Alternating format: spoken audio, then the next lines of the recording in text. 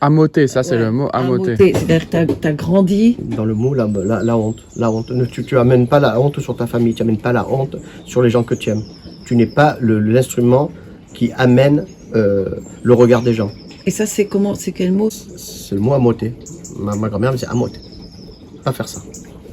Ta grand-mère, Voilà. qui a toujours vécu ici ou qui Non, a qui vécu a en Arménie? vécu en Arménie, qui a eu tous les grands problèmes de notre époque, les génocides et tout ça. Elle en est sortie ou elle était une de la C'est la génération seule qui est sortie de toute sa famille. Ils ont tué toute sa famille devant elle. Et puis ça recommence là. Ça fait des milliers d'années que notre peuple existe et ça recommence, on commence à être habitué. Tu peux nous en parler du génocide arménien un peu? Ta grand-mère, est-ce Ben qu'elle moi en je peux t'en parlait parler déjà? que par rapport à ce que m'a raconté ma grand-mère, donc c'est un petit peu un parti pris. Ben, chez nous les Arméniens on a été un grand problème dans le sens que à l'époque où il n'y avait pas les avions, les voitures, tout ça, on était le passage de l'Orient sur l'Occident et vice versa, et aussi de l'autre côté sur la mer, l'accès à la mer. Donc ce passage-là a fait que on a été envahi par les uns, envahi par les autres. À chaque fois, il y a eu les couples se forment et ça fait ce grand mélange et cette grande intelligence qu'est ce peuple, quoi. C'est ça. Ouais, c'est une diversité. Cette diversité, elle a été bien travaillée. Et qu'est-ce que tu as retenu, toi, du fait de ce que ta grand-mère te racontait, si elle parlait beaucoup, parce que c'est peut-être pas évident non plus, elle parlait Elle peut-être pas parlait beaucoup. très peu de ça. Elle parlait très peu de ça. Elle parlait aussi que quand son mari est mort, il a fallu qu'elle se remarie, donc c'était une nécessité, c'était pas de l'amour. Donc quand j'entends les femmes de maintenant parler d'amour et tout ça, il y a un choc culturel. Mais à un moment donné, à une époque, c'était mariage forcé parce que c'était un intérêt de se marier, on était obligé de se marier. C'était ça. Donc elle a été remariée, elle a fait petit. Après, ils sont partis en Algérie, ils ont revécu les événements. Donc j'ai une culture très rapprochée de ce qui se passe pendant des événements, pendant des guerres, pendant des génocides. Donc j'ai une idée bien pointue de la chose. Donc quand je vois nos mots réagir, ça me fait bouillir. Et parce que toi, en toi, tu as quelque part le génocide arménien dans l'ADN, mais tu as aussi ce qui s'est passé en Algérie, et tu as les deux. Ouais. Et donc quand elle est partie en Algérie, c'est pourquoi? Parce qu'elle a... parce que je sais plus pourquoi, parce que la France c'est plus gérable, je sais plus pourquoi, ou peut-être parce que c'est marié là-bas, je sais plus. Et donc toi, tu m'as dit qu'elle t'avait parlé quand même un peu. Qu'est-ce qu'elle t'a dit? Qu'est-ce que t'as retenu toi en tant qu'enfant et en tant que... Alors en tant qu'enfant, elle avait pas une grande haine, mais une grande méfiance du monde musulman. Elle disait attention à ces gens, ils nous veulent pas. Donc attention, fais attention, ne sois jamais ami, fais attention. C'est pas du racisme, parce que de la façon dont elle le disait, c'était pas du racisme, c'était juste, comme on va te dire, fais attention, le feu ça brûle, fais gaffe, l'eau ça mouille, quoi, voilà. Après, elle me disait toujours travailler. Bon, alors à l'époque, ça voulait dire quelque chose, parce qu'on arrivait à faire quelque chose. Maintenant, ils ont pris le pouvoir sur le travail, donc ça s'appelle l'esclavagisme déclaré. Mais du point de vue de ce qu'elle a vécu, elle, de ses peurs, par exemple, par rapport Elle n'a pas peur. Elle n'a pas eu peur. Quand tu vis une situation que l'on ne peut pas comprendre parce qu'on ne l'a pas vécue, il y a des gens qui réagissent différemment. Je veux dire, il y a des gens qui vont se mettre par terre à pleurer, il y a des gens qui vont essayer de survivre, il y a des gens qui vont essayer de partir, et des gens qui vont... Chacun, devant un événement, c'est chacun, là c'est plus l'intelligence, c'est ce que tu as appris à l'école ou ce que le monde que tu es, c'est au fond de toi, il y a quelque chose qui te dit il faut faire ça, quoi. C'est la survie, je crois. Mais quand elle te parle de sa famille qui a été tuée devant elle, en fait, elle disait juste ça, ou elle parlait elle parlait quand même du vide qu'il y a eu derrière, de la façon... Mais tu n'as pas eu trop le temps d'avoir du vide, parce qu'à l'époque, il fallait survivre et manger, c'était pas aussi facile que maintenant, tu prends ta carte et tu vas au champ. Donc on l'a mis dans une famille de cousines, c'est une famille qui avait survécu dans ses cousins, c'est devenu un petit peu... on aurait dit Victor Hugo, tu sais, les Misérables, c'est-à-dire les Thénardier, voilà. Donc elle était un petit peu la pièce rapportée, donc qui servait ça a forgé son caractère, je pense aussi. Et voilà, quoi. Donc, Et ta grand-mère, toi, elle s'est beaucoup occupée de toi? Ma grand-mère me faisait à manger tous les midis. Donc j'ai eu un très bon contact avec elle. Et puis voilà. Mais elle te racontait pas les histoires en tant qu'enfant parce que moi je sais que... Alors le plus rigolo, c'est qu'elle elle était d'une famille aisée arménienne. Et quand les Turcs sont arrivés, on ne sait pas si c'est des Turcs, des Kurdes, on ne sait pas. Quand c'était les méchants, ils sont arrivés pour tuer tout le monde. C'est la servante turque qui l'a amenée dans les maïs pour la cacher. Et donc, tu vois, qu'elle n'avait pas de haine contre les Turcs, parce que les Arméniens et les Turcs, on est à peu près... Ça va faire jaillir beaucoup de Turcs. Beaucoup d'Arméniens vont me jeter la pierre. Mais c'est une Turque qui a sauvé ma grand-mère. Voilà, donc oui. c'est une belle... Et comme en Algérie, c'est des Arabes qui ont sauvé mes parents. Parce que dans la voiture, ils étaient là, ils se sont fait arrêter dans la nuit par des gars armés. Les mecs ne savaient même pas lire, parce que quand ils ont donné le passeport, ils le disaient à l'envers. Et le collègue arabe qu'ils avaient dans la voiture, ils lui ont dit, toi tu sors, parce que mon père comprenait l'arabe, et l'autre a dit, non, moi je reste avec mes amis, et je les amène là où je dois les amener. Et c'est ceux qui les ont sauvés. Donc dans tous les cas, on a toujours été embêtés par les uns et sauvés par les mêmes. Donc c'est l'équilibre qui permet de ne pas basculer dans la haine totale et le racisme. Ça nous permet de dire qu'il y a des yin et des yang dans toutes les races et dans toutes les cultures. Mais la race n'existe pas, je veux dire. Je pense que c'est surtout... nous habitons sur un petit morceau de terre qui s'appelle la Terre, et c'est pas très grand dans l'espace. Et on arrive à se créer des problèmes. C'est ça le plus grand problème. C'est ça. Oui, mais on est en plein dans... Enfin, il y a quand même un réveil à ce niveau-là. Il y a plein de gens qui se rendent compte de ce que tu dis.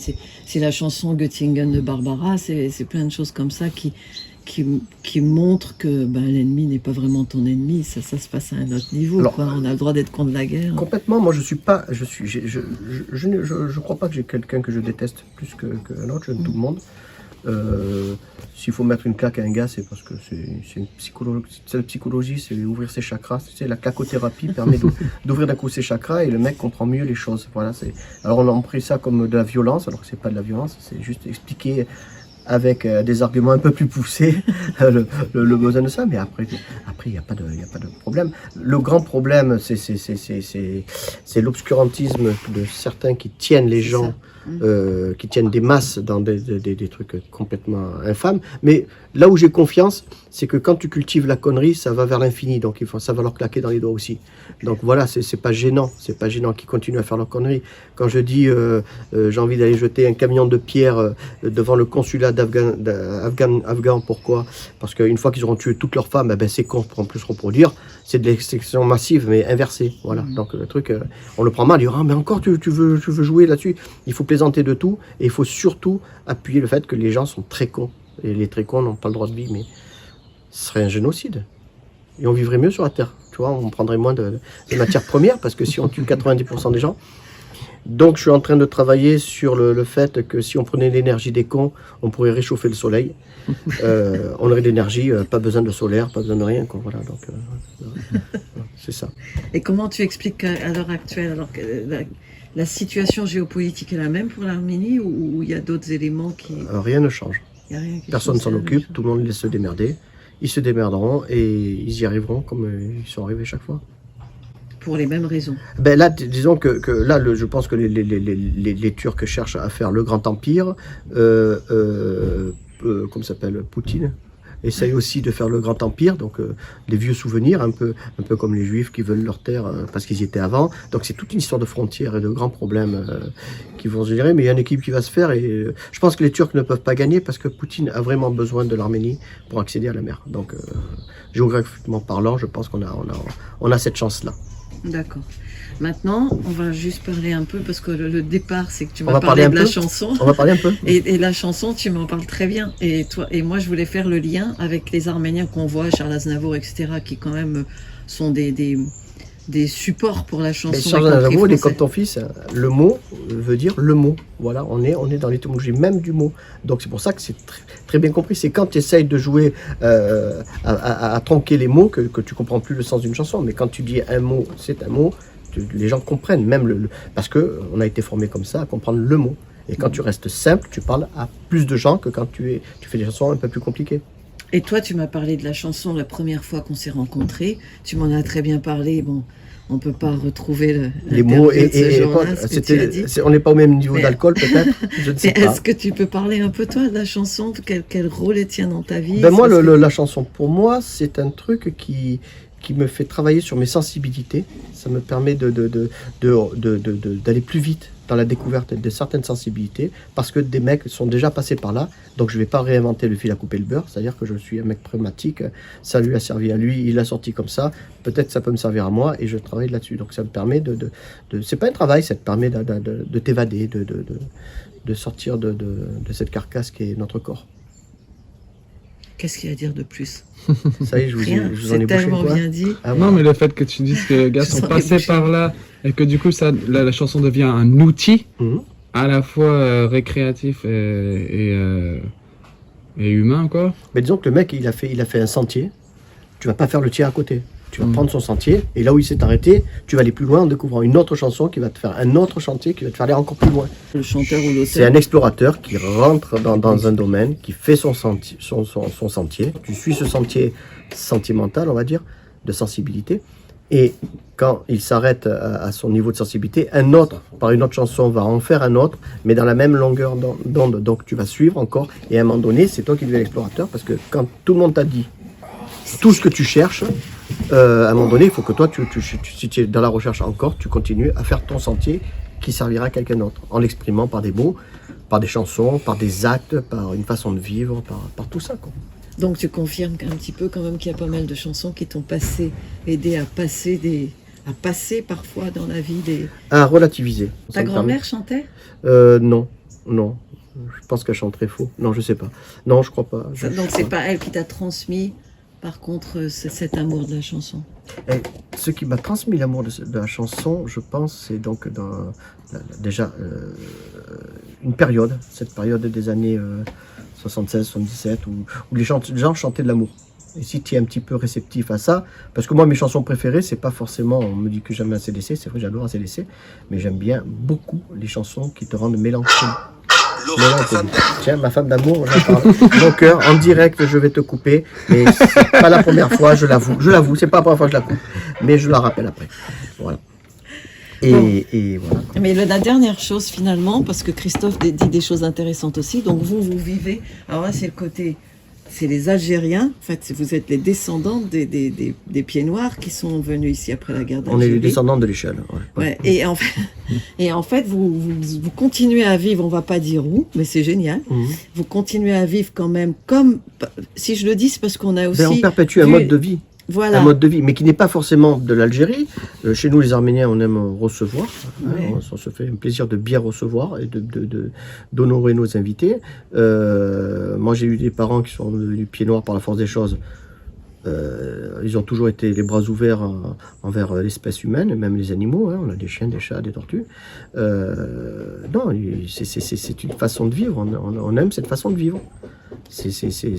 Moi, je suis incapable de vivre sur mon palier d'immeuble sans connaître mon voisin, sans être pas influent, mais sans être un petit peu invasif quelque part, parce que ça choque des gens qui ne sont pas habitués à ce que tu rentres chez eux, que tu les invites, ce qui est plaisant à voir, c'est comme je suis un petit peu en surplomb, quand mes collègues ils viennent travailler dans leur cabanon, ils me disent aussi Alain, on va plus travailler.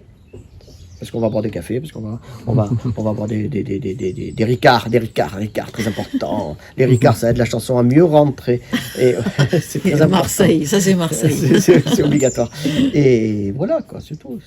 Mais vous continuez quand même, parce que ce petit village-là, il a été créé par vos grands-parents, parents ou grands-parents? Parents. Pardon, parents. Par vos parents. Et donc vous, on est à la vous êtes 4e très génération. liés quand même. Chacun a connu. Là, on a eu la naissance comment ça s'appelle? Je ne sais plus le nom. Alors, ce qui est extraordinaire, c'est que le mardi, sur notre petit réseau WhatsApp, on a eu l'annonce de la naissance d'une nouvelle petite cabanière. Donc la première chose que j'ai dit, il faut acheter une cuve supplémentaire, parce qu'on capte l'eau. Et le lendemain, on avait la mort d'une vieille cabanière. Ah oui. Donc il y a un équilibre qui se fait chez les cabaniers. On va quand même expliquer ce que c'est que quelque part en France, on va garder votre... Vous avez construit, vos parents ont construit des cabanons qui leur ont... C'est pas les cabanons, ils ont construit une façon de vivre. Oui, je suis d'accord. C'est surtout une façon de vivre, la structure, peu importe, mais c'est surtout une façon de vivre et les gens sont très friands de ça, tout en montrant du doigt. Il y a une sorte de petite jalousie ou de petite incompréhension de la part des gens, de notre façon de vivre, qui est une façon très naturelle, parce qu'on parle d'environnement, nous on récupère l'eau. On fait tout pour la filtrer, pour éviter qu'elle pourrisse. Non, on est presque à la pointe du progrès. Bon, il y a encore du boulot, bien sûr, mais je pense c'est une qualité de vie, et c'est ce qui va empêcher beaucoup de bêtises de rentrer dans la tête des gens, c'est qu'on a cet échange constant. Mais ce qu'il y a d'intéressant, c'est que vous, en tant que fils de réfugiés, quelque part aussi... Hein, mais il y a plein de cabaniers qui ne sont pas fils de réfugiés. Hein. Mais au départ, c'était eux. Au départ, c'était eux. Les plus anciens, ça a peut-être été eux, mais il y avait des Français de souche française et non pied-noir qui étaient là aussi. Ah, okay. Et il y a eu ce mélange, cette facilité de mélange, qui était déjà des gens quelque part, c'était des pieds-noirs de Marseille, parce que je veux dire, on a tellement été occupés à Marseille, c'est un petit peu comme l'Arménie, c'est pour ça que je suis marseillais. On a eu tellement d'ethnies et de races et de sites qui sont mélangés et qui ne vivent pas forcément dans la peur de l'autre. Donc c'est Marseille. C'est Marseille, voilà. C'est pourquoi il y a l'apéro à Marseille, parce qu'on aime se retrouver, on aime échanger des choses, et après on a notre dialecte et nos signes, voilà, comme les cabaniers, comme de partout, je pense. Parce que c'est le propre de... Non, mais sur toute la planète, les gens ont leurs moyens de communication, leur us et coutumes, leur façon de faire. Hein. Ouais. Mais justement, à ce niveau-là, vous parlez... Enfin, j'espère que ça se perd pas, surtout. Ça se transforme peut-être, hein. On peut pas émettre de jugement tout de suite. Mais ici, en tous les cas, quand on arrive ici, vous transmettez une histoire, vous parlez de mémoire, et en même temps, tu dis, on est aussi l'avenir, parce que si des gens comme vous sont plus là, on sait même plus ce que c'est que cette vie en société dont vous parlez. Enfin, à Marseille, oui, mais ailleurs, non.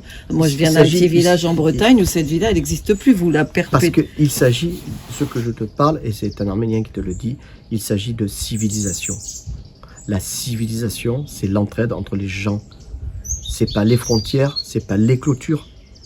Ici, on a des gens qui se clôturent et qui disent « tu n'as pas le droit de te garer devant ma clôture ». Qu'est-ce que tu veux dire par là? Je ne comprends pas. Sinon, agrandis ta clôture, que ce soit aussi chez toi, là où je me gare. Le grand problème, c'est cette facilité qu'ont les humains à accaparer l'espace, à dire « c'est à moi ». Alors, pour en revenir à ce que je disais hier soir, la Terre appartient aux crocodiles, et ce que disait ce matin aux moustiques aussi, parce qu'ils étaient là avant nous. De comprendre? Donc c'est ça le truc. Et ce qui nous différencie des crocodiles et des moustiques, c'est qu'on a la chanson. Voilà. Tu as aimé? J'aime ça. On était au bar et vous êtes venu nous parler, vous nous avez parlé de chansons sans même savoir qu'on était chanteuse. Donc c'est bien la chanson qui vous réunissait, puisque tu savais pas que je chantais. Tu es venu me parler de chansons. Parce qu'on écoutait la chanson parce que vous étiez en train d'écouter. Ouais. Et toi, tu m'as parlé de la chanson triste et tu recommences ce matin. Christophe, toi, tu m'as dit à l'époque, j'écoute des chansons tristes. Non, ce que je dis, moi, c'est qu'une chanson triste te rend heureux. Puisque quand tu es triste, tu écoutes des chansons tristes et après tu es heureux. Donc c'est qu'elle t'a rendu heureux. Tu peux l'expliquer? Tu te comprends pourquoi? Non. Mais c'est déjà ce que tu m'avais dit. Ça me paraît logique. Ça me paraît logique. Puisque les paroles des chansons, tu vas écouter des chansons tristes avec des paroles qui correspondent à tes sentiments du moment. C'est ça. Donc ça va te faire repartir, puisque la chanson est là pour t'aider. C'est fait pour ça. Je sais pas si le chanteur le fait exprès, mais en tous les cas, il trouve les mots pour aller direct là où... Et ouais, c'est le vrai chanteur, ça se travaille. Hein. Au noyau de ta tristesse. Ça se travaille. Hein. Ouais. Il y a un côté sentiment, il y a un côté business, il y a un côté musical. Ça se travaille. En tous les cas, tu m'en avais très bien parlé et c'est bien. La chanson triste rend heureux. C'est ce que tu m'avais dit, c'est ce que tu m'as dit ce matin. Toujours. Un an après. Tu écoutes des chansons d'un certain style, des chansons tristes, ben il va te proposer des chansons tristes sur les prochaines. Oui, ça c'est le cas, oui. Voilà. Donc le logiciel, il te renvoie, comme s'il te comprenait ou il savait ce que tu aimais, il te renvoie. Il connaît parfaitement l'homme. Ouais. Et il t'empile du coup, quoi. Ouais. Il suit. Donc il te propose un modèle. Voilà. D'accord, bon, très bien, merci beaucoup.